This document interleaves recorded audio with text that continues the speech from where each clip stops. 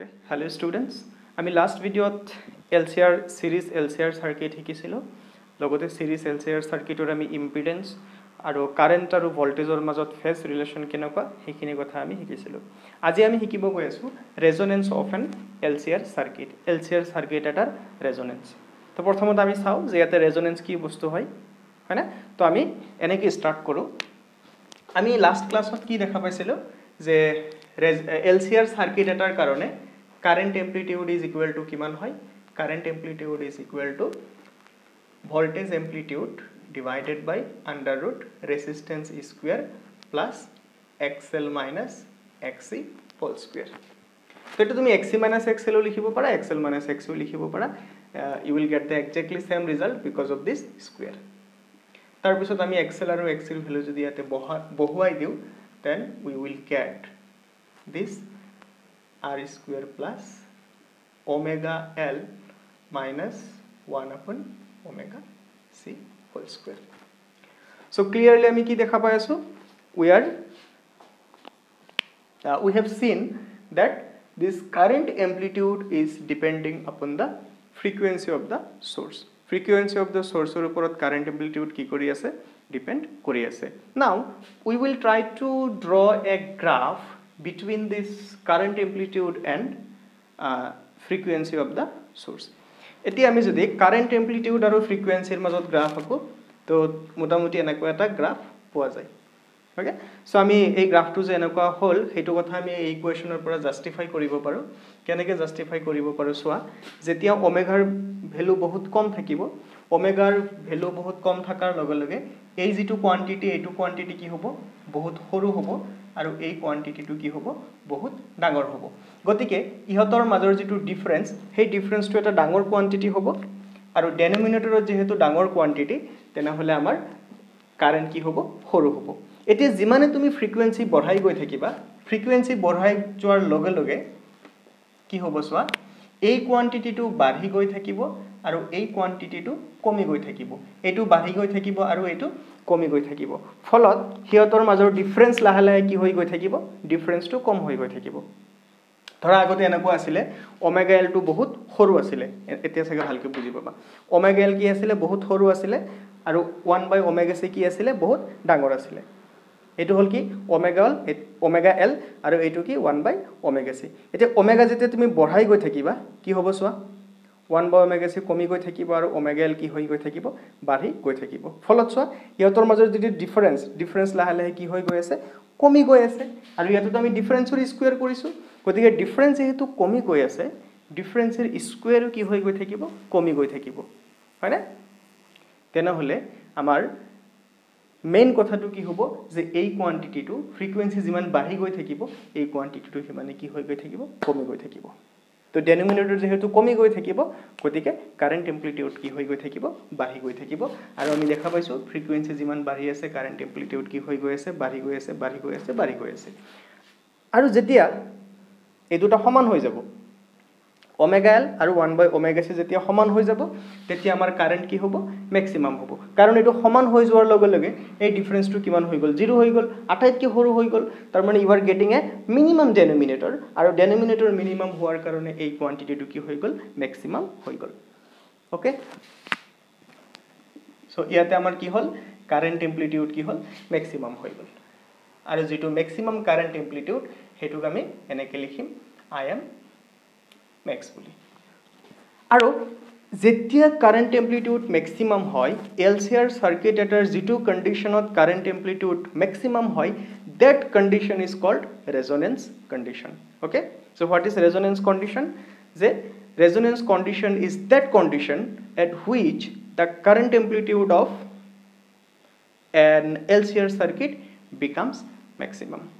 okay এতিয়া ইয়াৰ পিছত যদি এতিয়া সমান হৈ গল ওমেগা এল আৰু 1 ওমেগা সি সমান হৈ গল ইয়াৰ পিছতো তুমি যদি ফ্ৰিকোয়েন্সি বঢ়াই থাকা তেতিয়া কি হ'ব তেতিয়া আকৌ সোৱা ইয়াৰ পিছতো যদি আমি ফ্ৰিকুৱেঞ্চি বঢ়াই গৈ থাকোঁ এইটো নম্বৰ ডাঙৰ হৈ গৈ থাকিব এইটো সৰু হৈ গৈ থাকিব হয়নে ওমেগা এল ডাঙৰ হৈ গৈ আছে আৰু 1/ωc সৰু হৈ গৈ আছে গতিকে ইহঁতৰ যিটো ডিফাৰেন্স সেই ডিফাৰেন্সটো আকৌ কি হোৱা ষ্টাৰ্ট কৰি কি হৈ গৈ আছে যে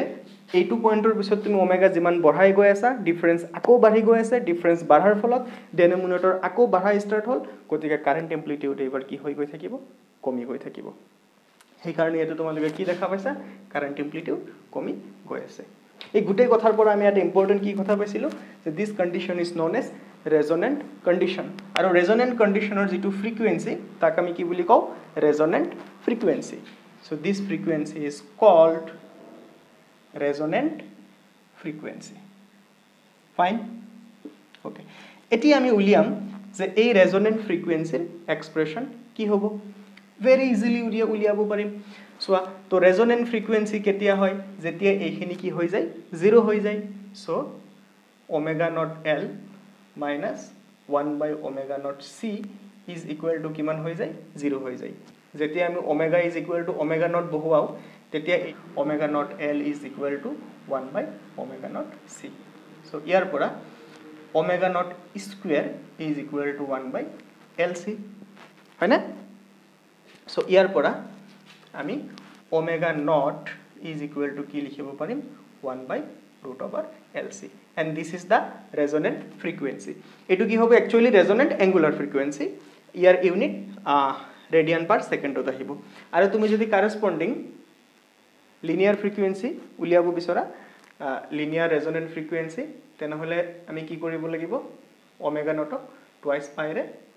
ডিভাইড কৰিব লাগিব তেতিয়া হৈ যাব 1/2π√LC so যেতিয়া আমি হাৰ্টজৰ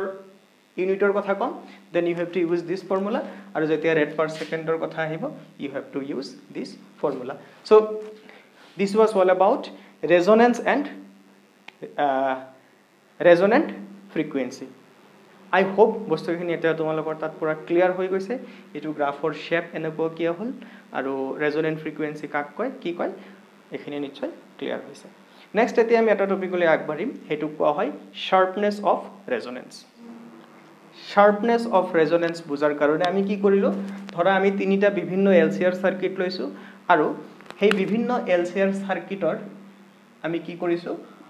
ওমেগা ভাৰ্সেস আইএম গ্ৰাফ আমি আঁকিছো এঙ্গুলাৰ ফ্ৰিকুৱেঞ্চি আৰু কাৰেন্ট এম্প্লিটিউডৰ মাজত গ্ৰাফ আঁকিছো ধৰা আমি এটা সাৰ্কিটৰ কাৰণে এইটো গ্ৰাফ পাইছো এটা সাৰ্কিটৰ কাৰণে এইটো গ্ৰাফ পাইছো আৰু এটা সাৰ্কিটৰ কাৰণে যেনিবা এইটো গ্ৰাফ পাইছো ধৰা আৰু এটা সাৰ্কিটৰ কাৰণে আমি এনেকুৱা গ্ৰাফ পাইছো ওকে সো এইকেইটা গ্ৰাফৰ মাজত ডিফাৰেন্সটো কি ক'ব পাৰিবানে এইটো গ্ৰাফৰ কি বেছি ফ্ল্যাট হৈ গৈছে হয় না বেছি ফ্ল্যাট এইটো গ্ৰাফ তাতকে কম ফ্ল্যাট তাৰ মানে অকমান কি হৈ গৈছে শাৰ্প হৈ গৈ আছে মানে কি জুঙা হৈ গৈ আছে আৰু মই লাষ্টত যেটো গ্ৰাফ আঁকিলো এই যেটো গ্ৰাফ এই গ্ৰাফটোৰ তুমি যদি দেখা যে বাকি তিনিটা গ্ৰাফৰ তুলনাত এই গ্ৰাফটো বহুত কি হয় শাৰ্প হয় সো গ্ৰাফ এটা যিমান বেছি শার্প হয় আমি কি কম যিমান বেছি জুঙা হয় তাক আমি কি কম যে হে গ্ৰাফৰ কি শাৰ্পনেস বেছি হেতুটো আমি কম তো গ্ৰাফ এটাৰ শাৰ্পনেস যিমান বেছি হ'ব এটা কেটামান যদি আমি এলসিআৰ সাৰ্কিট লও তো এই সাৰ্কিট বিলাকৰ যিটোৰ সাৰ্কিটৰ গ্ৰাফৰ শাৰ্পনেস বেছি হ'ব সেই সাৰ্কিটৰ আমি কি বুলি কম সেই সাৰ্কিটৰ ৰেজনেন্সৰ শাৰ্পনেস আমি কি হোৱা বুলি কম বেছি হোৱা বুলি কম এতিয়া এলসিআৰ সাৰ্কিটত প্ৰ্যাকটিক্যাল বহুত ইউজ আছে কত ইউজ হয় আমাৰ যিমান টিউনিং ডিভাইস আছে ধৰা টিভি হোক ৰেডিও হোক সেইবিলাকত এলসিআৰ সাৰ্কিট ইউজ হয় আৰু সেই সাৰ্কিট বিলাকত আমি ৰেজনেন্সৰ যেটো শাৰ্পনেস হয় সেই শাৰ্পনেসটো জনাটো প্ৰ্যাকটিক্যালি বহুতখিনি কি হয় প্ৰ্যাকটিক্যালি এটো এটা ইম্পৰ্টেন্ট কথা যেটো আমি জানিব লাগে তো কি হয় যে সেই সাৰ্কিট বিলাকৰ কাৰণে টিভিৰ হোক ৰেডিওৰ হোক বাকি বা যিবিলাক আমাৰ প্ৰ্যাকটিক্যাল সাৰ্কিট আছে যত নেকি আমাৰ এলসিআৰ সাৰ্কিট ইউজ হয় আৰু ৰেজনেন্সৰ যিবিলাক সাৰ্কিটত প্ৰয়োজনীয়তা থাকে সেই সাৰ্কিট বিলাকৰ শাৰ্পনেস অফ ৰেজনেন্সও বহুতখিনি প্ৰ্যাকটিক্যালি কি কৰে মেটাৰ কৰে এতিয়া আমি তো গ্ৰাফ চাই ক'ব পাৰিম যে কোনটোৰ শাৰ্পনেস বেছি বা কোনটোৰ শাৰ্পনেস কম কিন্তু অকল গ্ৰাফ চাই ক'ব পাৰিলে তো নহব আমি এতিয়া কি বিচাৰিছো যে আমাক এটা এনেকুৱা এটা ফৰ্মুলা লাগে যেটো ফৰ্মুলা চাই আমি ক'ব পাৰিম যে এইটো সাৰ্কিটৰ শাৰ্পনেস বেছি এইটো সাৰ্কিটৰ শাৰ্পনেস কম বা এইটো সাৰ্কিটৰ শাৰ্পনেস আৰু কম বা আৰু বেছি গ্ৰাফ চাই নহয় সিম্পলি আমি এলসি আৰু আৰৰ ভ্যালু চাই যাতে আমি কৈ দিব পাৰো যে কোনটো এলসিআৰ সাৰ্কিটৰ শাৰ্পনেস কিমানখিনি হ'ব simply যদি মই ক'ব বিচাৰো now we want to find out some mathematical formula from which we can guess or we can find the sharpness of any LCR circuit তো এতিয়া আমি হেখিনিয়ে কৰিব গৈ আছো আৰু হেইটো most probably 2018 ত নহলে 2018 তে হেই কোৱেশ্চনটো খুদিছিলে ওকে সো আমি এখিনিতে কৰিব যাম before going to this topic মই আগতে যিখিনি কৰিলো তাতে সৰু এটা কথা আছিল যেটো মিস কৰি হৈ আইছো সেই কথাখিনি প্ৰথমতে কইলো তাৰ পিছত আমি এইটো টপিকত যাম তো আমি কি পাইছিলো যে im is equal to কি আছিল vm divided by root over r square plus xl minus xc whole square আৰু at resonance কি আছিল at resonance যেটো কারেন্ট এমপ্লিটিউড হয় তাকে আমি কেনেকৈ লিখিছিলো I am max বুলি because resonance or যেটো amplitude হেটো maximum amplitude আছিলে হয়নে আৰু এট resonance আৰু কি হয় xl xc is equal to কিমান হয় 0 হয় গটিকে resonance conditionত আমি I am ৰ জায়গাত কি লিখিব পাৰিম I am max লিখিব পাৰিম আৰু xl xc ৰ জায়গাত কি লিখিব পাৰিম 0 লিখিব পাৰিম আৰু এটো যদি 0 হৈ যায় তেনে হলে √ আৰু স্কয়াৰ কাটা গৈ অকল কি থাকিব vm divided by r থাকিব সো এই ফর্মুলাটো তোমালকে মনত ৰাখিবা এটো ৰেজোনেন্স পঢ়তে শিকিব লাগিছিল আসলতে মই পাহৰি আছিলো ওকে একো সমস্যা নাই এতিয়া শিকি ললো হৈ যাব মনত থাকিব না what is im max this is the maximum current or this is the current at resonant frequency কারণ resonant frequency তে কারেন্ট কি হয় ম্যাক্সিমাম হয় ইয়াতে এই দুইটা রিলেশনের দরকার হ'ব সো সৰুকে লিখি লৈছো এটা হল আমাৰ কি im is equal to vm divided by r square plus omega l 1 by omega c square আৰু im max is equal to আমি কি পালো vm by r ফাইন এতিয়া সোৱা এই যেটো ফ্ৰিকুৱেন্সি এই ফ্ৰিকুৱেন্সিটোক আমি কি বুলি কম ওমেগা নট resonant frequency আৰু ইয়াতে যেটো কাৰেন্ট হ'ব হেতু আমাৰ কি হ'ব im max মানে এটা বেলেগ বেলেগ ফ্ৰিকুৱেন্সিত কাৰেন্টৰ ভ্যালু কি হ'ব বেলেগ বেলেগ হ'ব এতিয়া আমি এনেকুৱা এটা কাৰেন্টৰ ভ্যালু বিচাৰিছো যেটো ভ্যালুত পাৱাৰ ডিসিপেশন কি হৈ যায় ম্যাক্সিমাম পাৱাৰৰ আধা হৈ যায় সোৱা ইয়াতে ম্যাক্সিমাম পাৱাৰ কিমান হ'ব এখিনি তোমালকে লিখাৰ দৰকাৰ নাই জাস্ট বুজাৰ কাৰণে maximum power কেতিয়া আহিব যেতিয়া আমাৰ কাৰেন্ট ম্যাক্সিমাম হ'ব সো I am max হয়না square into r I am max square into r কাৰণ পাওয়াৰৰ ফৰ্মুলা এইটোৱে হয় I স্কয়াৰ r তো আমি ম্যাক্সিমাম কাৰেন্ট পাওয়াৰ কাৰণে আমাৰ কি হ'ব I am max square r এতিয়া আমি এনেকুৱা এটা কাৰেন্ট বিচাৰিছো যেটো কাৰেন্টত পাৱাৰ কি হৈ যায় ম্যাক্সিমাম পাৱাৰৰ আধা হৈ যায় এতিয়া ম্যাক্সিমাম পাৱাৰৰ যদি তুমি আধা পাব বিচৰা আমি ধৰি ললো যে এটা পাৰ্টিকুলাৰ কাৰেন্ট আছে যেনিবা I am dash কাৰেন্টত কি হৈ যায় পাৱাৰ ম্যাক্সিমাম পাৱাৰৰ আধা হৈ যায় গতিকে I am maxত কি হ'ব পাৱাৰ কিমান হ'ব সৰি I am dashত পাৱাৰ কিমান হ'ব I am dash square into r আৰু আমি কি বিচাৰিছো এই পাৱাৰটো আমি কি হোৱাটো বিচাৰিছো ম্যাক্সিমাম পাৱাৰৰ আধা হোৱাটো বিচাৰিছো তো pm max by 2 is equal to কিমান হৈ যাব pm max ৰ যদি ভ্যালু বহাই দিয়া pm max ৰ ভ্যালু কিমান আছিল im max square into r this implies this r and this r will get cancelled this is whole divided by 2 whole divided by 2 to যদি মই root 2 ইয়াত ঘুমাই দিও আৰু ওপৰত স্কয়াৰ আনি দিও একেই কথা হ'ব কাৰণ root 2 স্কয়াৰ গৈ কিমান হ'ব 2 এ হ'ব ফাইন এতিয়া a2 স্কয়াৰ আৰু a2 স্কয়াৰ যদি ক্যান্সেল হয় তো I am dash is equal to কিমান পাইছা I am max divided by root 2 তাৰ মানে আমাৰ এতিয়া মেইন কথাটো আমাৰ কি হৈ গল যে I am max divided by root 2 কাৰেন্টৰ a2 ভ্যালুত আমাৰ পাৱাৰ ডিসিপেশন কি হ'ব ম্যাক্সিমাম পাৱাৰ ডিসিপেশনৰ আধা হ'ব এতিয়া চোৱা চাই থাকা লাহে লাহে গম পাবা যে এইবিলাক আমি কিয় কৰি আছো এতিয়া ইয়াতে কাৰেন্ট কিমান I am max সো ইয়াতে তলত ধৰি ললো ইয়াতে আমাৰ কাৰেন্টৰ ভ্যালু কিমান I am max divided by √2 আৰু I am max divided by √2 হেই কাৰেন্টটো আমি কেইটা ফ্ৰিকোয়েন্সিত পাম দুটা ফ্ৰিকোয়েন্সিত পাম ক্লিয়াৰলি গ্ৰাফৰ পৰা দেখা পাইছা এইটো ফ্রিকোয়েন্সিক যদি আমি ওমেগা 1 বুলি কও কি দেখা পাইছা ওমেগা 1 তো কাৰেন্টৰ ভ্যালু কিমান কাৰেন্ট এম্প্লিটিউডৰ ভ্যালু কিমান I am max by √2 আৰু এইটো ফ্রিকোয়েন্সিক আমি যদি ওমেগা 1 বুলি কও তথাপি আমি কি দেখা পাম যে ওমেগা 1 তো কাৰেন্টৰ ভ্যালু কিমান কাৰেন্ট এম্প্লিটিউডৰ ভ্যালু কিমান I am max by √2 আৰু ইতিমধ্যে আমি কি দেখা পাইছো যে I am max by √2 যেতিয়া কারেন্ট হয় তেতিয়া পাৱাৰ ডিসিপেশন কি হৈ যায় ম্যাক্সিমাম পাৱাৰ ডিসিপেশনৰ আধা হৈ যায় হাফ হৈ যায় গতিকে এই গুটেই কথাখিনি আমি যদি সিম্পলি ক'ব বিচাৰো আমি কি ক'ব পাৰিম যে ইয়াতে ওমেগা 1 আৰু ওমেগা 2 ফ্ৰিকোয়েন্সি এনেকুৱা দুটা ফ্ৰিকোয়েন্সি যি দুটা ফ্ৰিকোয়েন্সিত কি হয় পাৱাৰ ডিসিপেশন ম্যাক্সিমাম পাৱাৰ ডিসিপেশনৰ আধা হৈ যায় আৰু সেই পাৰ্টিকুলাৰ ফ্ৰিকোয়েন্সি দুটাৰ যেটো ৰেঞ্জ হয় যেটো ডিফাৰেন্স হয় সেই ডিফাৰেন্সটো কোৱা হয় সাৰ্কিটৰ বেণ্ডউইথ যেহেতু এটা এটা সিমেট্ৰিক গ্ৰাফ এইখিনি যদি ডেল্টা ওমেগা হয় এইখিনিও কিমান হ'ব ডেল্টা ওমেগা গতিকে সৰি দে এটা ওমেগা 2 আছিল এটো ওমেগা 2 আছিল গতিকে ইয়াৰ পৰা আমি আৰু দুটামান কথা লিখিব পাৰিম কি লিখিব পাৰিম omega 1 is equal to omega not plus delta omega আৰু omega 2 equal to omega naught minus delta omega okay আৰু কি কৈ আছিল যে ইহতৰ মাজৰ যেটো difference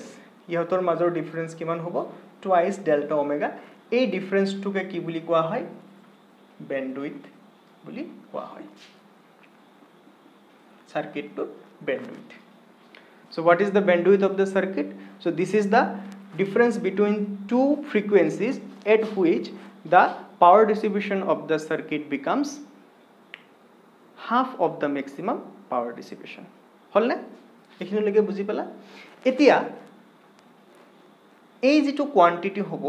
omega nought divided by 2 delta omega এই কোয়ান্টিটিটো আমাক কি দিব মেজার অফ শার্পনেস অকমান যদি তুমি লজিক এপ্লাই কৰা দেখা পাবা যে ইয়েস এই কোয়ান্টিটিটোৱে হসাকে কি বুজাব মেজাৰ অফ শাৰ্পনেস কাৰণ সোৱা delta omega twice delta omega যিমান বেছি হ'ব গ্ৰাফৰ শাৰ্পনেস হিমানে কি হৈ যাব কমি যাব কাৰণ এইটো যিমান বেছি হ'ব গ্ৰাফটো হিমানে কি হৈ গৈ থাকিব ফ্ল্যাট হৈ গৈ থাকিব আৰু গ্ৰাফটো যিমানে ফ্ল্যাট হৈ গৈ থাকিব আমি কি বুলি কম গ্ৰাফৰ শাৰ্পনেস কমি গৈ আছে কথাটো ইয়াৰ পৰা আহিছে না নাই সোৱাচোন কাৰণ এই কোয়ান্টিটি যিমান ডাঙৰ হৈ যাব এই গুটেই কোয়ান্টিটিটো হিমানে কি হৈ গৈ থাকিব সৰু হৈ গৈ থাকিব গুটেই ইয়াক আমি শাৰ্পনেস বুলি ক'ব পাৰিম লগতে ওমেগা নট যিমান বেছি হ'ব হিমানে গ্ৰাফটোৰ শাৰ্পনেস কি হয় বেছি হয় আৰু ওমেগা নট যিমান সৰু হয় হিমানে গ্ৰাফটো কি হৈ যায় ফ্ল্যাট হৈ সো এইকেইটা ইকুৱেশ্যন আমাৰ প্ৰয়োজন হ'ব সেই কাৰণে ইকুৱেশ্যন কেইটা ওপৰত লিখি ললো এতিয়া আমি কি কৰিম আমি এট ওমেগা 1 আমি চেক কৰিম যে কাৰেন্ট এম্প্লিটিউড কিমান হ'ব সো অলৰেডি আমি এটা কথা পাই আহিছো যে at omega 1 I am or value কিমান হয় I am max divided by √2 এইখিনি লাগে কিবা তো ডাউট নাই কাৰণ আমি পাইছিলো যে ওমেগা 1 ত কাৰেন্ট এম্প্লিটিউডৰ ভ্যালু কি হয় ম্যাক্সিমাম ভ্যালুৰ ৰুট ডিভাইডেড বাই √2 আকৌ I max মানে কি আছিল Vm divided by R সন্মুখত কি আহিব √2 into R hall I am or এটা ভ্যালু হল এইটো also I am or আৰু এটা ভ্যালু কি এইটো ইকুৱেশ্যনৰ পৰা আহিব also আমি কি লিখিব পাৰিম I am is equal to এইটো ভ্যালু কৰ পৰা আহিছে গ্ৰাফৰ পৰা আহিছে এইটো ভ্যালু কৰ পৰা আহিব from this equation Vm divided by R square plus আমি ওমেগা equal to কিমান লৈছো ওমেগা 1 গতিকে ওমেগাৰ জাগাতে ইয়াতে ওমেগা 1 বহিব so omega 1 L minus 1 by omega 1 C whole square. Now what we will do, we will equate these two equations. এই দুটো equation যদি আমি ইকুয়েট করো তো আমি কিমান পাম আমি পাম vm divided by root over r square plus omega 1l minus 1 by omega 1 c is equal to vm divided by root 2 into r. তেনেহলে সোয়া কি হবো vm আৰু vm কাটা যাব কাটা গলে এইখিনি is equal to এইখিনি হবো গতিকে আমি কি লিখিব পাৰিম under root r square plus omega 1l minus 1 by omega 1c whole square is equal to root 2 into r. এতিয়া দুই ফালে তো যদি তুমি এই ইকুয়েশনটো যদি তুমি স্কয়ার কৰি দিয়া তেনেহলে এটো স্কয়াৰ ৰুট উঠি যাব এটো উঠি যাব আৰু এটো কি হৈ যাব r স্কয়াৰ তো এটা লাইন লিখিবা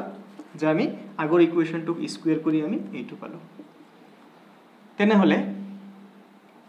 r টো যদি এই ফালে লৈ যাও এটো হৈ যাব r square is equal to বা omega 1l minus 1 by omega 1c square is equal to 2r square minus r square গতিকে এটো কিমান হৈ যাব r square হৈ যাব এতিয়া দুই ফালে যদি তুমি যদি ৰুট লৈ লোৱা এটো আহিব omega 1l minus 1 by omega 1c is equal to r. এখিনি লগে তো একো প্রবলেম হওয়া নাই নিশ্চয় এতিয়া আমি ওমেগা 1 এর জায়গাত এইটো ইকুয়েশন ইউজ করিম যদি এইটো ইকুয়েশন ইউজ করা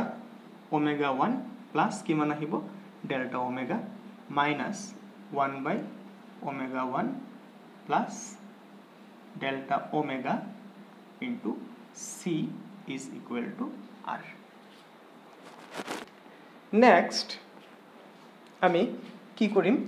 কিবা এটা রই গল না হয় রই গল L2 রই গল আমি কি করিম ওমেগা সরি দে এটা তো ওমেগা নট হয়ে যাব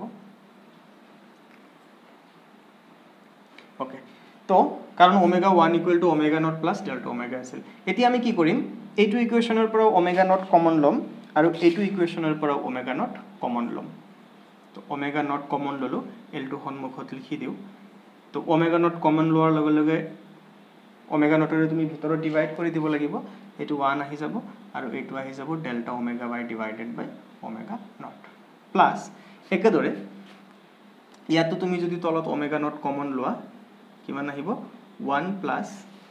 হয়নে 1 plus delta omega divided by omega nought into c is equal to r. এতিয়া আমি ইয়াতে কি কৰিম আমি আৰু এটা ফৰ্মুলা যে পাইছিলো omega not square is equal to কিমান আছিল 1 by lc তো এইটো ৰিলেচনৰ পৰা আমি কি কৰিব পাৰো সোৱা এটা ওমেগা যদি মই এই ফালে লৈ যাও তো এইটো কিমান হৈ যাব omega not is equal to ভাঙি কৰি দিছো সো ওমেগা নট স্কয়াৰ মানে কি omega nought into omega not ইয়াতে কিমান আছে 1 by lc সো আমি এটা কাম কৰিব বিচাৰিছো এটা ওমেগা নট এই ফালে লব বিচাৰিছো আৰু l2 এই ফালে আনিব বিচাৰিছো তেনেহলে কিমান হ'ব সোৱা omega naught l is equal to 1 by omega naught c তো আমাৰ মেইন কথাটো হল কি যে 1 by ওমেগা নট c এর জায়গাত আমি কি লিখিব পাৰিম ওমেগা নট l লিখিব পাৰিম ইয়াতে সোৱা 1 by ওমেগা নট c এটা আছে সো এই 1 by ওমেগা নট c এর জায়গাত আমি কি লিখিব পাৰিম ওমেগা নট l লিখিব পাৰিম তো লিখি দিয়া ওমেগা নট l প্ৰথমটো তো ঠিকই থাকিব 1 plus delta omega by omega not plus আৰু এটা কাম কৰি দিও এই বস্তুটোক যদি মই এনেকে লিখি দিও 1 plus delta omega by omega naught to the power minus 1 একে কথা থাকিব হয়নে সো এইখিনি আমাৰ আহি গল আৰু 1 by omega naught c এর জায়গাত আমি কি লিখি দিম omega naught l is equal to কি হৈ যাব r হৈ যাব so this implies omega naught l 1 plus delta omega by omega naught plus omega naught l আৰু এইটো যদি আমি বাইনোমিয়াল এক্সপানশন কৰো আৰু যদি হায়াৰ অৰ্ডাৰ টাৰ্ম বিলাক আমি নেগলেক্ট কৰি দিও এটো কিমান হ'ব 1 minus delta omega by omega nought যেহেতু আমি হায়াৰ অৰ্ডাৰ টাৰ্ম নেগলেক্ট কৰিছোঁ বাকীখিনি আৰু লিখাৰ দৰকাৰ নাই ইজ ইকুৱেল টু আৰ হৈ যাব এইটো কেনেকৈ আহিল ফৰ্মুলাটো যে আছিলে 1 plus x to the power N is equal two 1 plus N x plus n into n minus 1 x square divided by factorial 2 এনেকৈ যে গৈ থাকে সেই ফৰ্মুলাটোৰ পৰা আহিছে চোৱা ইয়াতে x ৰ জায়গাত কি আছে delta omega by omega nought আছিল আৰু n ৰ জায়গাত কি আছিল -1 সো 1 ৰ জায়গাত 1 বহিল n ৰ জায়গাত কি বহিলে -1 আৰু x ৰ জায়গাত এইখিনি বহিল তো যেহেতু এই কোয়ান্টিটিটো দেখা যায় প্ৰ্যাকটিক্যালি বহুত সৰু হয় সো যেহেতু এটো প্ৰ্যাকটিক্যালি বহুত সৰু কোয়ান্টিটি ইয়াৰ স্কয়াৰ কিউব টাৰ্ম বিলাক কি হ'ব আৰু সৰু হ'ব সেই কাৰণে আমি যিবিলাক আমাৰ কোয়াড্ৰেটিক বা কিউবিক বা তাতকৈ ওপৰৰ যিখিনি টাৰ্ম আছে সেইখিনি আমি কি কৰিছো নেগলেক্ট কৰিছো ফাইন তাৰ পৰা এইটো আহিছে নিশ্চয় বুজি পাইছা তেনেহলে আমি আগবাঢ়ো হয়নে তো কেনেকৈ আগবাঢ়িবা চোৱা ওমেগা নট এল কমন লৈ লোৱা কমন ললে ইয়াত থাকিব ওমেগা নট 1 plus 1 আচ্ছা এটা ভুল ওকে ওকে ওকে এটা ভুল হৈ আছিল এটো আসলতে মাইনাস হৈ আছিল মই ভুলতে প্লাস দিছো ইয়াৰ আগৰ এক্সপ্ৰেছনটো তো প্লাস দিয়া হৈছিল সো হেতু তোমালোকে কাৰেক্ট কৰি কেনে মাইনাস দি লবা তো মাজৰ এটা স্টেপ ভুল হোৱাৰ কাৰণে গুটেখিনি বাৰু ভুল হৈ থাকিল তো একো নহয় হেখিনি তোমালোকে নিশ্চয় পাৰিবা যেহেতু মাইনাস আছে মাইনাসে মাইনাসে প্লাসে -1 আৰু মাইনাসে মাইনাসে প্লাস হৈ যাব এটো হ'ব delta omega by omega nought ঠিক ইয়াৰ আগৰ যেটো ইকুৱেচন আছিল মই বৰ্ডৰ এফালে লিখিছিলো তাৰ লাষ্ট ইকুৱেচনটোত মাইনাসৰ জায়গাত প্লাস দিয়া হৈছিল হেতু কাৰেক্ট কৰি লবা fine so is equal to কিমান আহিব r so this one and this one will get cancelled and you will get omega naught l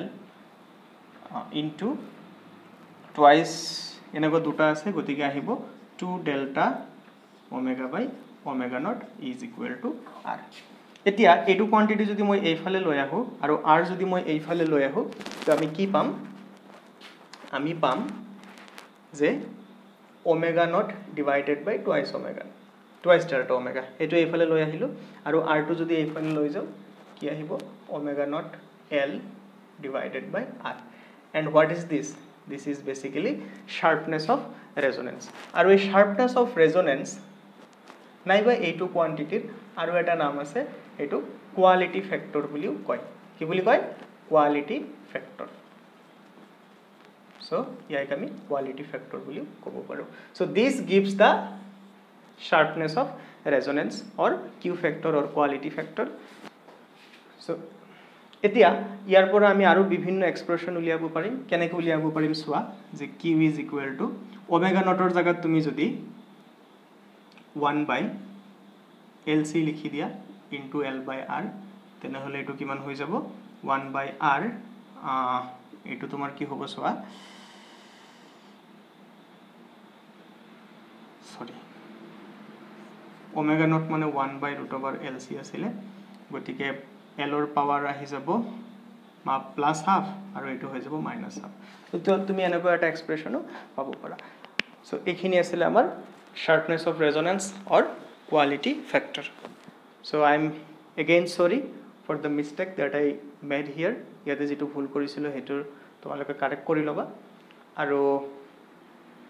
ফৰ্মুলাৰ দুইটা ফৰ্মুলা মনত ৰাখিবা বা এটা মনত ৰাখিলো পাৰিবা বাকি বিলাক তোমালোকে উলিয়াব পাৰিবা ডিপেন্ড কৰিব কি ডাটা তোমাক দিয়া আছে যদি তোমাক বেসিক্যালি ম্যাক্সিমাম কোৱেশ্চনত r l আৰু c দিয়া থাকে যদি r l c দিয়া থাকে তেনেহলে তুমি ডাইৰেক্ট এইটো ফৰ্মুলাত বহাই q ফ্যাক্টৰ উলিয়াব পাৰিবা আৰু তুমি যদি অলৰেডি যদি কিবা কাৰণত ওমেগা নট দিয়া আছে নাইবা কোৱেশ্চনটোত অলৰেডি তুমি ওমেগা নট উলিয়াই লৈছা তেনেহলে আৰু ইমানখিনি কমপ্লিকেশনত যোৱাৰ দৰকাৰ নাই ওমেগা নট যদি উলিয়া থাকে কিবা কাৰণত then you can simply use this formula okay so ইয়াৰে আৰু বিশেষ প্ৰবলেম কৰিব লগা নাই নেক্সট এটা ভিডিওত মই অকল প্ৰবলেম কৰাম LCR সাৰ্কিটৰ